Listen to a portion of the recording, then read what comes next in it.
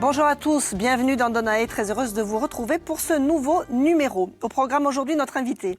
Elle consacre sa vie à la langue et à la culture corse, avec pour fer de lance le mot éducation.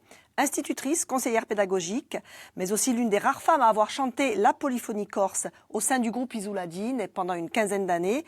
Elle fait aujourd'hui cavalier seul, mais continue sa quête de transmission. Pascale Landolfini est avec nous aujourd'hui. Elle nous fera découvrir son village, Venzolasca en Casinque, un village perché sur un promontoire surplombant la mer Tyrrhénienne.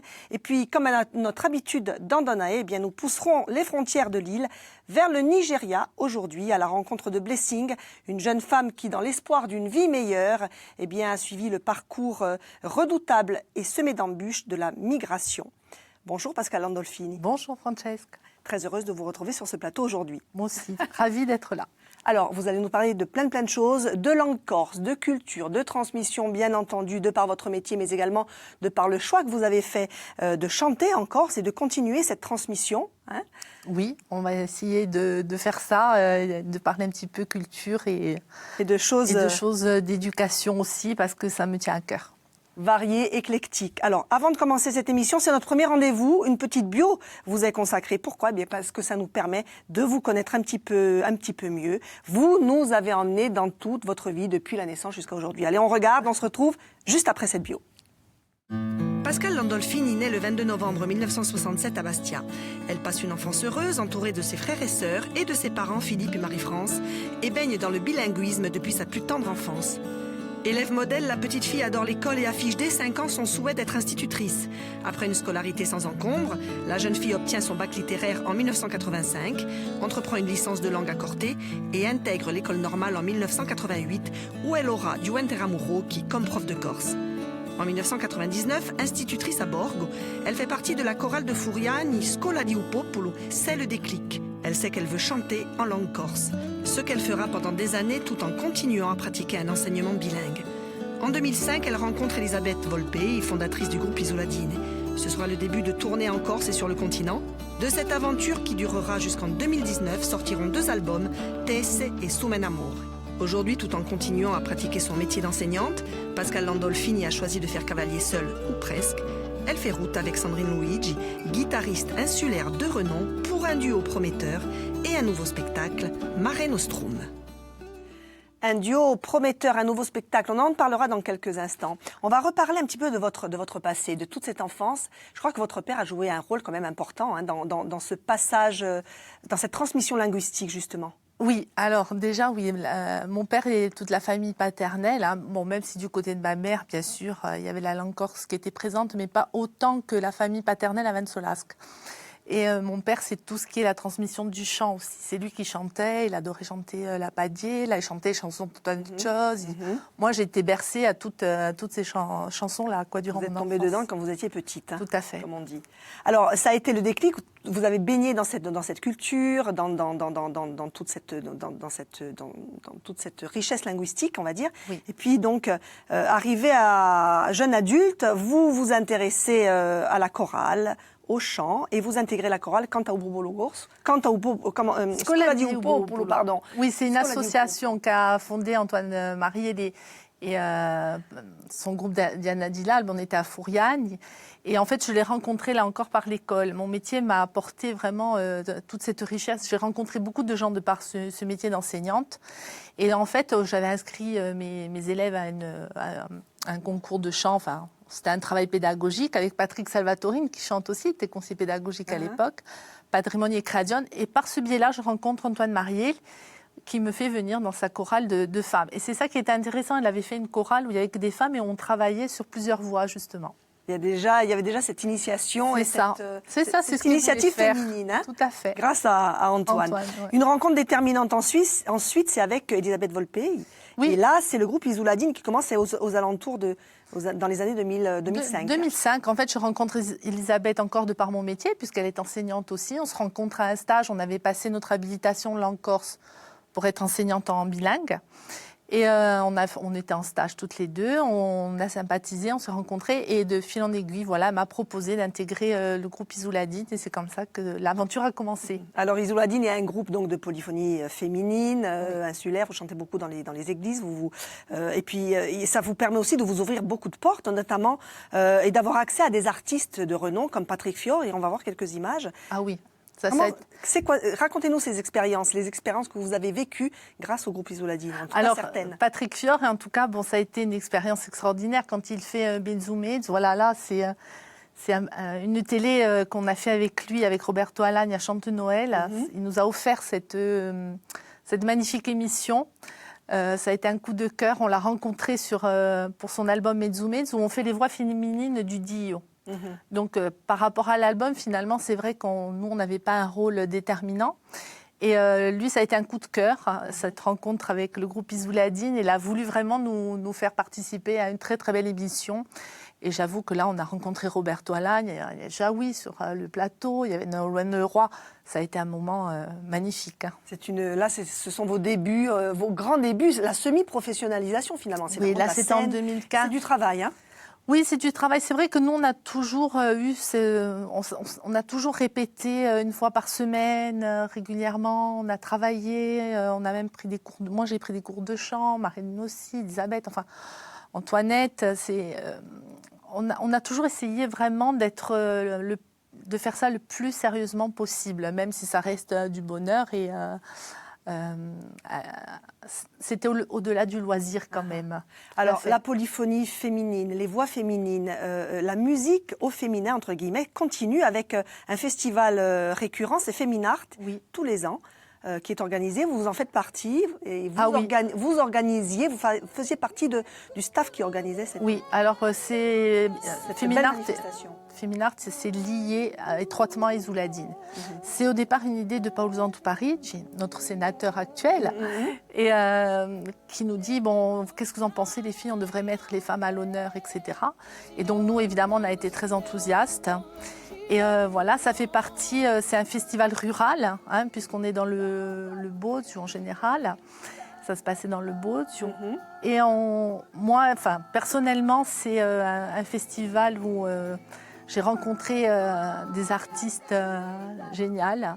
Et c'est là que j'ai rencontré Sandrine Luigi, d'ailleurs. Sandrine Luigi, on va en parler justement dans quelques minutes. Sandrine Luigi, avec laquelle, justement, c'est une nouvelle aventure qui commence aujourd'hui. On le disait il y a un instant, vous faites aujourd'hui cavalier seul ou presque, puisque vous faites un duo avec elle, plein de poésie. Racontez-nous, qu'est-ce que c'est ce nouveau spectacle et cette nouvelle aventure? Tout à fait. Alors, en fait, c'est parti d'un spectacle on voulait présenter un petit spectacle à Féminart, et lors d'un Féminart, justement. Et Sandrine avait ce projet depuis très longtemps d'associer des musiques romantiques, jouées à la guitare, de compositeurs méditerranéens, avec des poésies de la même période. Et ces poésies avaient trait aussi aux différents pays méditerranéens. Mais évidemment, elles ne pouvaient pas jouer, parler, voilà, c'était un peu compliqué. Et donc, j'ai proposé de l'aider.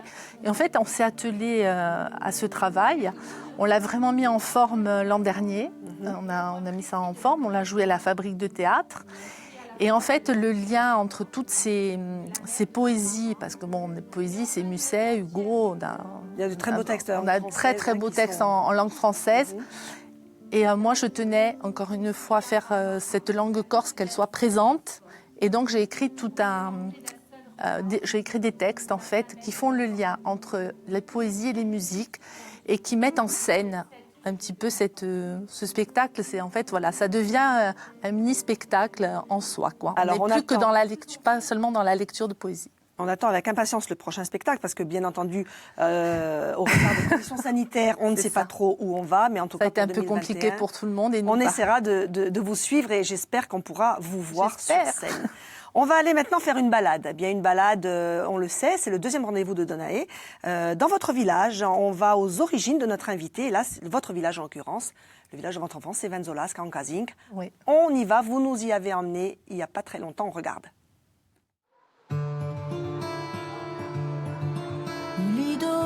Te olho ela, amor imenso, este mundo Vansolasca, c'est le village de mon père, hein, dans les Landolphines.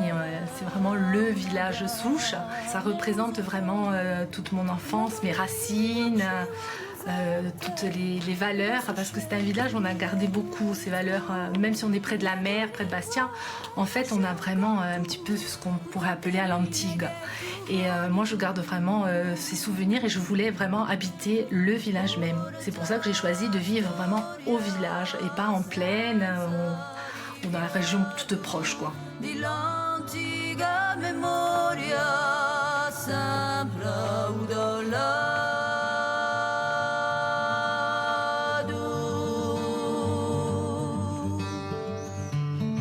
On se réunissait chez ma grand-mère qui vivait ici et on était là avec mes cousins, mes cousines. Voilà, donc ces grands moments partagés, on jouait, on se retrouvait. Donc c'est vraiment tous ces souvenirs-là, Vansolasca.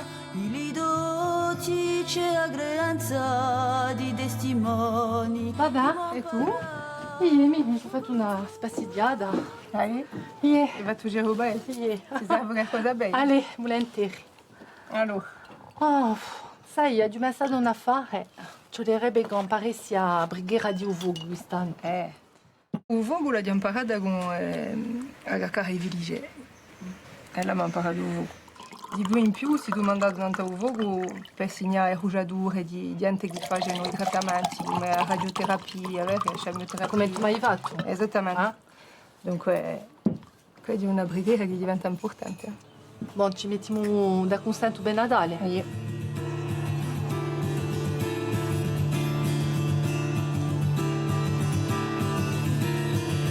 Cette grande vue dégagée sur la mer, sur l'île d'Elbe, sur la plaine, c'est un petit peu comme si on était en lévitation. C'est vraiment le village carte postale de ce qu'on s'imagine d'un village corse. Les pierres, les toits en lauze, le schiste, et donc on a vraiment gardé ça, et même dans la restauration, on a toujours des maisons où on peut voir comment les gens vivaient il y a longtemps, avec les petites ruelles, on peut facilement se retrouver dans le passé.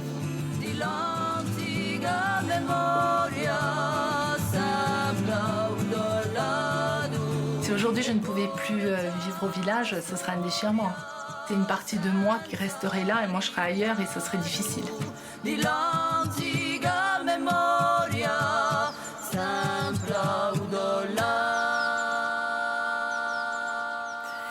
Qu'est-ce qu'il a de particulier, ce village de Vansolasca? On voit qu'il y a quand même une âme, on voit qu'il reste vraiment des choses, notamment avec votre ami, Oui.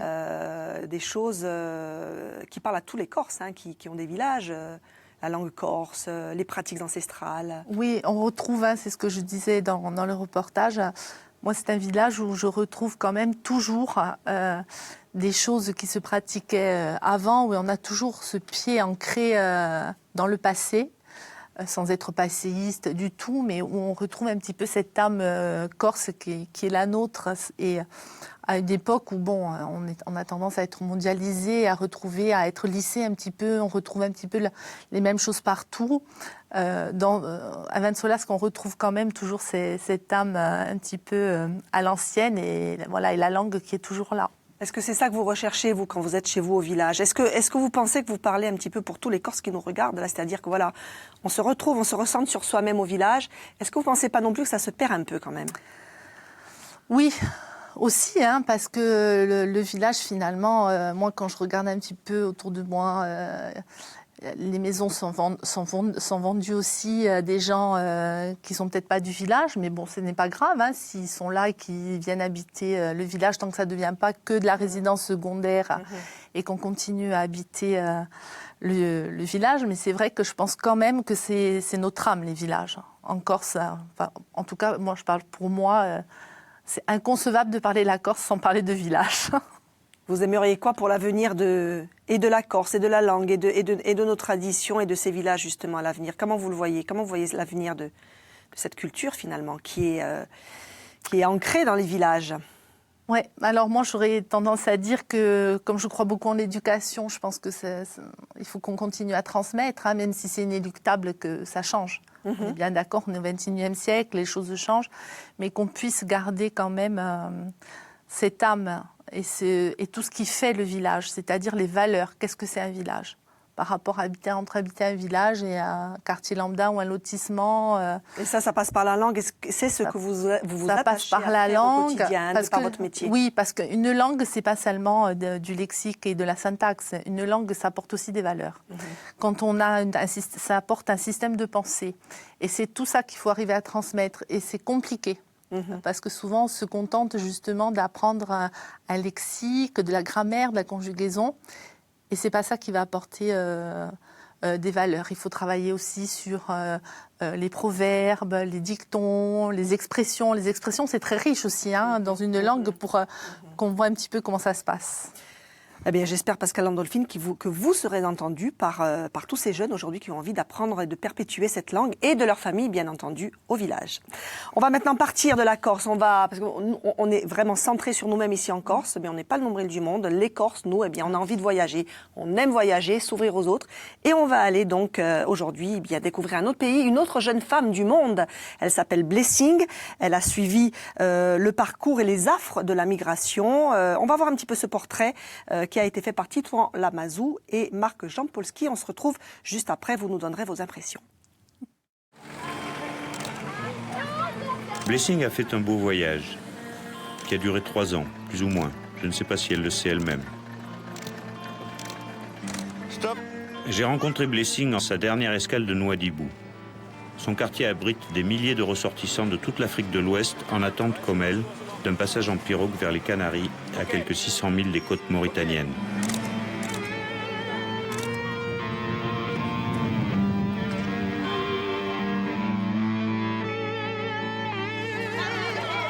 L'exode peut prendre des années. Les migrantes alimentent un réseau de prostitution d'autant plus lucratif qu'abandonné dans un espace de non-droit absolu.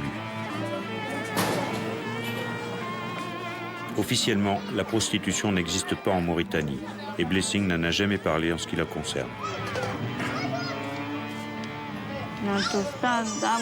Je ne sais rien de ma famille. Ils ne m'ont rien dit. Je sais ce que j'ai vécu. Ma mère vendait de l'alcool sur les marchés. Mais un jour, quelqu'un lui a volé son argent, alors elle n'a plus eu les moyens de continuer son business.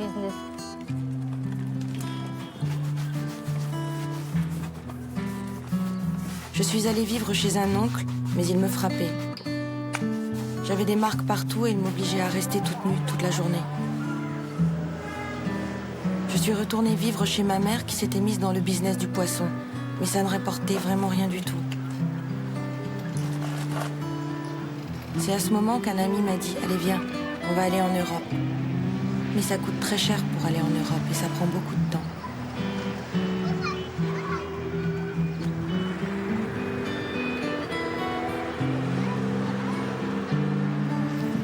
On est passé par Zinder au Niger. Il a fallu plusieurs jours encore pour atteindre Agadez. Après, nous les filles, on est restés enfermées dans une maison à Tamanrasset. À cause des hommes arabes, on ne pouvait sortir que la nuit. On a continué jusqu'à Insala, puis jusqu'au Maroc, à Nador qui est proche de Melilla en Espagne. Il y avait beaucoup de Nigérianes aussi qui attendaient, qui faisaient salam alaikum et couchaient avec beaucoup d'hommes pour payer le passage.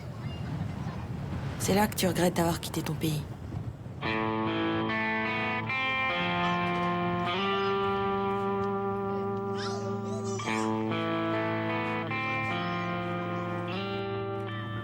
Nous avons décidé de repartir en Algérie, à Oran, où on nous a mis en prison. Le consulat du Nigeria nous a sortis de là et nous sommes partis pour le Sénégal en passant par le Mali. Mais à Saint-Louis, le passage en bateau était trop cher, alors on est remonté jusqu'ici, à Nouadhibou. Quand j'aurai gagné assez d'argent dans le business du poisson, je prendrai un bateau pour l'Europe, mais un grand. Une grande pirogue, pas une petite. Je veux partir de ce désert. Ok, come back. En embauchant Blessing pendant 3 jours à un tarif européen, j'ai renfloué de manière inespérée sa cagnotte, destinée aux passeurs pour aller se noyer dans l'Atlantique. Je ne me suis jamais senti aussi mal qu'en faisant mes portraits de migrantes à Nouadhibou.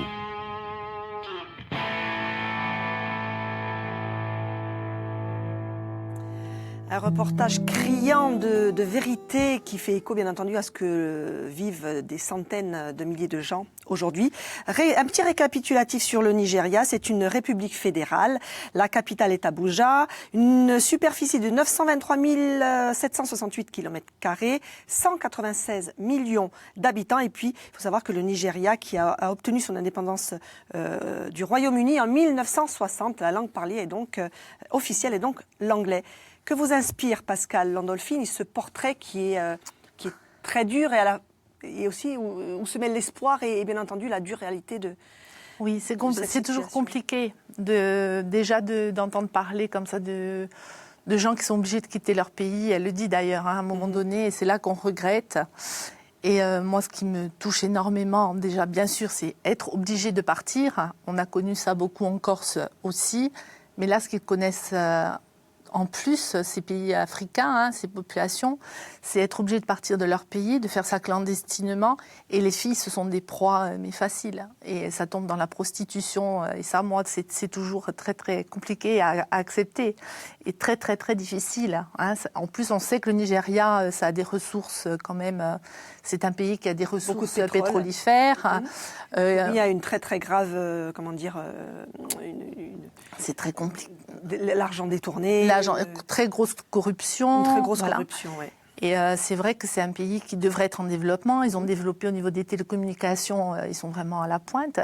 Mais seulement, on a toujours ce très, très gros écart entre la très faible pourcentage de très, très riches, avec une très grande population extrêmement pauvre, qui est obligée de quitter son pays pour espérer quelque chose de meilleur en Europe, où, on le sait, malheureusement, c'est rare que ce soit la panacée pour eux, même l'Europe. C'est vrai que c'est quelque chose qui aujourd'hui, donc on le disait, fait écho à des centaines de migrants qui affluent et qui sont dont le départ et la présence est souvent mal interprétée. C'est un autre débat. Oui. On n'a pas le temps malheureusement. On arrive presque à la fin de cette émission, Pascal Landolfini. Et c'est le moment de notre rubrique, La femme du jour. Vous avez choisi, vous, de nous parler d'une grande dame, Simone Veil. Pourquoi ce choix ? Alors Simone Veil, quand vous m'avez dit, voilà, une femme qui représente quelque chose dans votre jeunesse, qui vous a inspiré, etc., femme publique, moi j'ai pensé à Simone Veil, tout naturellement, parce que c'était une femme politique. Quand j'étais petite, sur les écrans, on n'en voyait pas beaucoup. Donc moi, j'ai toujours été fascinée par cette dame toujours très digne, le chignon, le tailleur Chanel. Bon, je ne savais pas que c'était Chanel à l'époque, mais voilà, cette prestance. Et puis... chez moi, on parlait quand même politique. Mon père, ça lui plaisait beaucoup. Et donc, j'entendais les commentaires. Et quand elle a fait passer la loi pour légiférer, en fait, légaliser l'IVG, ça a été quelque chose d'énorme. Et j'aimerais en reparler aujourd'hui pour ça. C'est-à-dire que je pense que dans les mentalités, on voit de par le monde un recul par rapport à cette liberté qu'a la femme de pouvoir interrompre une grossesse volontairement. On connaît qu'il y a tellement de cas. Donc on va pas, là aussi ça serait le débat est trop long. Donc moi je voulais lui rendre hommage parce que c'est quelqu'un qui a fait tellement avancer cette cause-là et elle était dans la cause des femmes. Ça a été une femme qui est rentrée en politique ministre alors que les femmes à l'époque y étaient très peu. Avocate, magistrate, de la même façon, il y en avait très peu. Elle a été un exemple à suivre. Un exemple à suivre. Et puis et à ne pas oublier surtout. Et puis après ce qu'elle a vécu de la Shoah et cette profanation qu'on a fait sur son nom il y a quelque temps. Voilà, je voulais remettre un peu le doigt dessus. N'oublions pas ce qui s'est passé et soyons vigilants. Alors, soyons vigilants, bien entendu. Et puis soyons vigilants aussi, pour notre santé. Pourquoi ? Eh bien, nous sommes au mois d'octobre. Vous vouliez nous parler de quelque chose. Avant de terminer cette émission, quelque chose qui vous tient à cœur, puisque vous avez été, vous-même confronté à une maladie, la maladie du siècle, le cancer. Le centre de dépistage du cancer en Corse organise des manifestations tout le mois d'octobre, ainsi que la Marido et la Ligue contre le cancer. Qu'est-ce que vous vouliez nous dire par rapport à cette maladie ? Voilà, moi je voulais parler de ce dépistage. Alors moi j'ai été confrontée au cancer du sein, donc Octobre Rose est plus en direction du cancer du sein, mais après on va peut-être élargir parce qu'il ne faut pas oublier tout le reste. Ne pas hésiter à se faire dépister. Ne pas avoir peur, il faut y aller. Et je sais qu'en Corse, on est une des régions quand même où le dépistage reste un petit peu en dessous de la moyenne. Et Donc, ne pas hésiter aujourd'hui. voilà, j'ai envie de dire aux femmes qu'il faut le faire. Et plus on est pris tôt, et mieux c'est. Voilà. C'est sûr. Toutes les informations donc s'affichent actuellement sur Internet, le site web et bien entendu le numéro de téléphone si vous voulez donc appeler et avoir des renseignements, de plus amples renseignements. On arrive à la fin de cette émission, Pascal Landolphine, et votre actualité, c'est donc Mare Nostrum, on le disait tout à l'heure, à venir. Un petit mot encore sur ce spectacle. Qu'est-ce que vous avez envie de dire à tous ceux qui vous regardent? On va écouter d'ailleurs dans quelques secondes. C'est un spectacle qui allie vraiment la poésie et de la langue et la poésie de la musique, et qui est en bilingue.